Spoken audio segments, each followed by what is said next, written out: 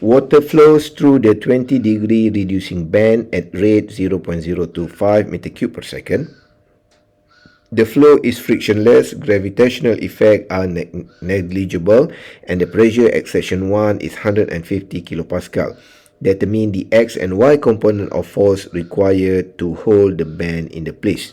So we just imagine that we have x and y. So we have a flow here, and then it go through the bending bending pipe here, and then they start to moving flow to the a little bit smaller pipe. So because it's moved into a bending area, so maybe if the flow is too high, so it can break the bending here. So to prevent that, we need to push the pipe here at certain force, at certain amount of force, to make sure that the force that comes from the water flow can be cancelled out. So we could calculate how much force we need to push the bending pipe. So we call that as the reaction force. So the calculation is the same. So next we need to draw the control volume. So we have this control volume. So and then we draw the pressure here, we draw the real velocity here, and then we draw the n direction, which is go outside the control volume. So at this surface, so this is the value of n, so this is the V2, and this is the P2 and A2. So for pressure, you need to draw with reverse direction of n. So the idea is the force is actually act on the surface. So and then we could draw the Rx is like this one. This is the default direction, so both are positive.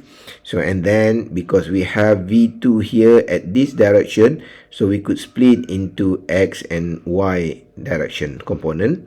So this is the pressure P2 A2. So this is the component for y, and this is the component for x. Okay, what is the difference between this flow and the previous question? So the previous question, the water jet is a water flow in atmospheric pressure, because the water flow outside the pipe. However, in this situation, the water is flowing inside a pipe. So when water flow inside a pipe, so it has pressure. So the pressure is not atmospheric pressure. So means that you need to calculate what is the value of P1 A1 here and P2 A2 here. So you cannot neglect that the pressure is equal to 0. So this is the difference between water jet, which is the fluid flow outside the pipe and interact with atmospheric pressure. That's why we assume that water jet pressure is atmospheric pressure. But flow in pipe, so the liquid is not interact with the atmospheric pressure. So we assume that there's nothing to do with atmospheric pressure for flow in pipe. So you need to calculate the pressure for flow in pipe by using Bernoulli equation, and also you could get the velocity from the continuity equation. Okay, so this is the equation. So I just use the idea of total Fx. It is equal to total rho A, Vn, and Vx. So and then I think you could develop this equation. So the Rx and P1 A1 is in positive direction here. So and then we have P2 A2 cos theta is in negative direction, so we give it the negative sign here.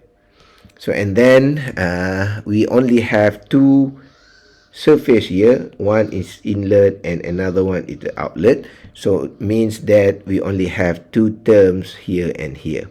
So and then the Vn is negative, at the inlet, and the Vm is positive at the inlet. So, and then according to this equation, we cannot solve it straight forward, because we need to calculate what is the pressure of P1, what is the pressure of P2 here. So, and then we need to calculate what is the value of V1 and V2. Normally, to calculate the pressure, we need to use Bernoulli equation, and to calculate the velocity, normally we use continuity equation. So, continuity equation here is Q is equal to A and V.